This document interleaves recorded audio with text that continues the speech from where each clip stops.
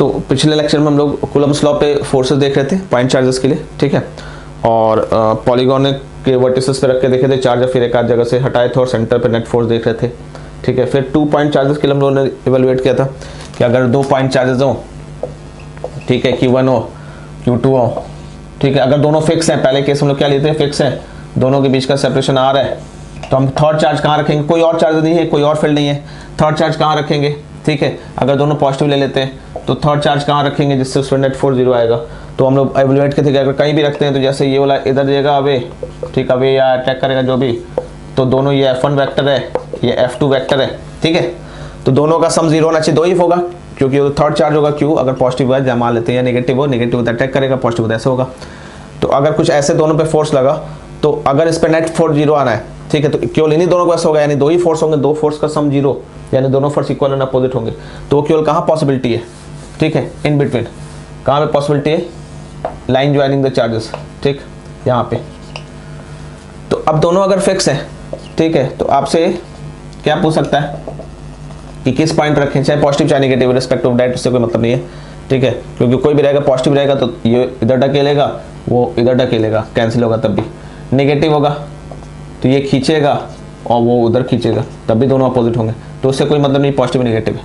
पर आपसे पूछ सकता है कि कितने डिस्टेंस रखेंगे, फिक्स रहेगा तो केवल डिस्टेंस पूछेगा, ठीक है, वो चार्ज नहीं पूछेगा, इसकी वैल्यू नहीं पूछेगा, अगर फिक्स दिया तो डिस्टेंस। तो ये ध्यान रखिएगा कि जो चार्जेस की वैल्यू कम है उसी के करीब रहेगा, तो हमसे ये डिस्टेंस पूछ सकता है R1, ठीक है, ये दोनों के बीच का डिस्टेंस दिया हुआ है R। तो आइए निकाला जाए कैसे, इसके वजह से चाहे जिधर भी फोर्स हो, इसका जो फोर्स होगा वो इसके फोर्स से बैलेंस होगा, तो इसका फोर्स क्या होगा, Q1 Q by 4 pi epsilon, ठीक है, कितना डिस्टेंस R1 स्क्वायर, ये R1 है तो ये बच्चा वो डिस्टेंस क्या हो जाएगा R माइनस R1, इसको हम लोग क्या मान लें R2 भी ले लो, ठीक है।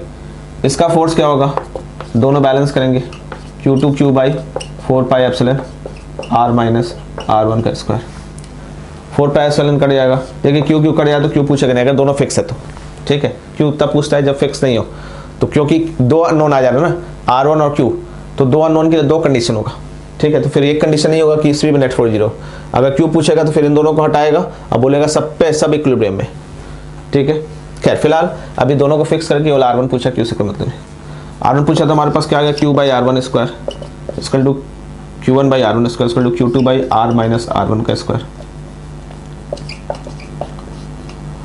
स्क्वायर रूट ले ले, रूट Q1 पॉजिटिव है तो कोई दिक्कत नहीं मॉड लेने की, ठीक है, root Q2 by R minus R1, cross multiply कर दीजिए, ठीक है, R माइनस R1, वैसे तुम लोग को मॉड में लिखना चाहिए, ठीक है, पर सब पॉजिटिव ही है, अंदर वाला डिस्टेंस भी ये पॉजिटिव ही है, ये हमेशा पॉजिटिव है, ये R1 है, ये R माइनस R1, कोई बात नहीं, बीच में ही रह गए तो हम लोग पहले ही एनालिसिस कर लिए कि पॉजिटिव आएगा, नेगेटिव आने केस से इधर हो जाता है या उधर हो जाता, ठीक है, तो तब होगा जब ये दोनों में से कोई एक पॉजिटिव एक नेगेटिव होगा, अपोजिट चार्जेस होंगे, बताए थे हम लोग लास्ट लेक्चर में, ठीक है। फिलहाल सब पॉजिटिव है तो हम लोग डायरेक्ट लिख ले रहे हैं R minus R1 root Q1 इसका टू R1 रूट Q2, ठीक है, सब उधर भेज दो, R1 root Q1 plus root Q2 इसका टू R रूट Q1, ठीक है, तो R1 की वैल्यू आ गई R root Q1 by root Q1 plus root Q2, ठीक है, R2 की वैल्यू R माइनस R1 है, इसकी वैल्यू निकालेंगे तो R root Q2 by root Q1 plus root Q2, ठीक है, ये आ जाएगा, क्लियर है। अगर दोनों में से कोई एक पॉजिटिव एक नेगेटिव होगा तो वो चीज़ बाहर चली जाएगी, ठीक है, कोई दिक्कत।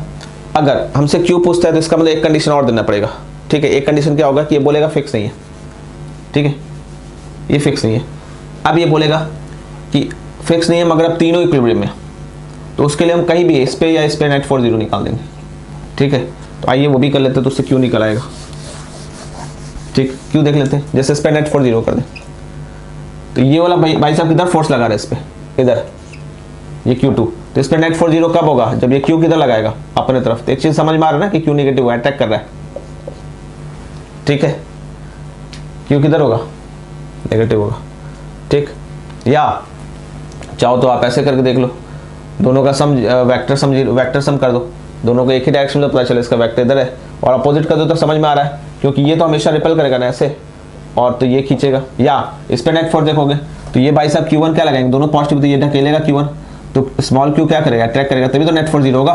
तो यानी स्मॉल q अट्रैक्ट करेगा, मतलब ये नेगेटिव चार्ज है। खैर हम लोग इस पर नेट फोर्स देखते हैं, Q1Q upon 4 pi epsilon R1 square. ठीक है, इसका देखते हैं।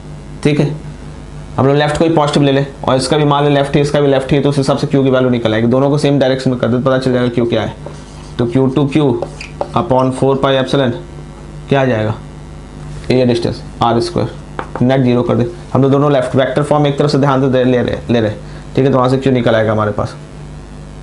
ठीक है, और सॉरी ये Q1 हो जाएगा ना, इसका फोर्स निकाल ले, इस पे नेट फोर्स निकाल ले। तो पहले ये Q1Q upon 4 pi epsilon R1 square, और इसका निकालेंगे तो Q1Q2 upon 4 pi epsilon R square, इसका डिस्टेंस क्या R स्क्वायर। ठीक है, 4 पाई एप्सिलॉन कट जाएगा, Q1 कट जाएगा क्योंकि उसी पे निकाले। तो Q की वैल्यू क्या आ जाएगा, minus Q2 R1 square by R square.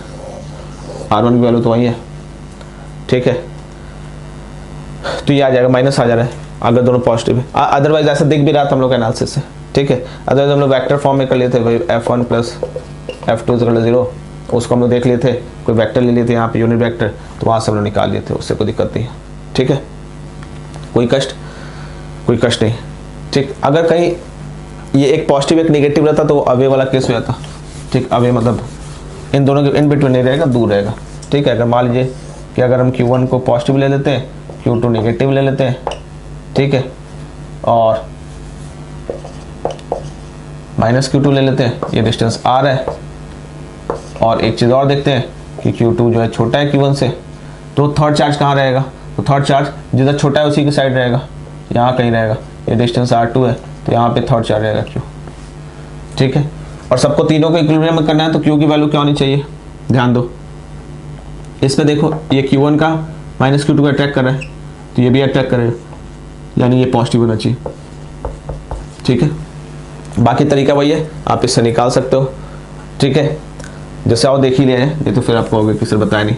जैसे इस पे पहले नेट फोर्स निकालते ताकि R2 निकले, तो इस पे नेट फोर्स Q2 का क्या है, Q2Q upon 4 pi epsilon R2 square equal to इसका। ठीक है, Q1 का देखेंगे, Q1Q upon 4 pi epsilon R plus R2 square, ये डिस्टेंस क्या है R प्लस R2। ठीक, कहीं बीच में रखेंगे, ध्यान दीजिए, तो दिक्कत होगा ना, अगर बीच में पॉजिटिव चार्ज लेते हैं। ठीक, नहीं तो आप कंफ्यूज हो गए, कहोगे सर बीच में क्यों नहीं, पॉजिटिव चार्ज रखते हैं, ये पॉजिटिव वाला रिपेल करेगा और नेगेटिव वाला अट्रैक्ट करेगा, दोनों नेट फोर्स कहाँ 0 होगा, दोनों एक ही साइड हो गया। नेगेटिव लेते तभी देखो ये वाला अट्रैक्ट करेगा और ये नेगेटिव रिपेल कर देगा, तो बीच में कहीं नेट फोर्स 0 नहीं होगा, इधर ही कहीं होगा। इधर रखोगे चाहे कुछ भी रखो, चाहे पॉजिटिव रखो नेगेटिव रखो, जैसे पॉजिटिव रखते हैं तो ये अट्रैक्ट करेगा और ये क्या करेगा, रिपेल करेगा। ठीक है, नेगेटिव रखोगे तो ये रिपेल करेगा और ये अटैक करेगा, तो बाहर ही रहेगा, ध्यान दीजिए। फिलहाल हम लोग डिस्टेंस निकाल लेते हैं, अभी तो Q को देखना नहीं, Q क्या है बाद में देखा जाएगा। यहाँ से 4 पाई एप्सिलॉन करेगा, तो Q2 बाई R2 स्क्वायर, हम लोग Q2 को छोटा माने तभी इधर, अगर Q1 छोटा होगा तो इस साइड। ठीक है, वो यहाँ से पता चल जाएगा, Q1 by R plus R2 का होल स्क्वायर, रूट ले लो, और root Q2 by R2 equal to root Q1 by R plus R2, cross multiply करो। ठीक है, की क्रॉस मल्टीप्लाई, तो RQ2 plus R2 root Q2 equal to R2 root Q1। ठीक है, तो R2 की वैल्यू क्या जाएगा, R root Q2 by root Q1 minus, ध्यान दीजिए यहाँ से पता चला Q1 बड़ा होगा, अगर ये छोटा हो गया तो नेगेटिव हो जाएगा, नहीं इस साइड होगा।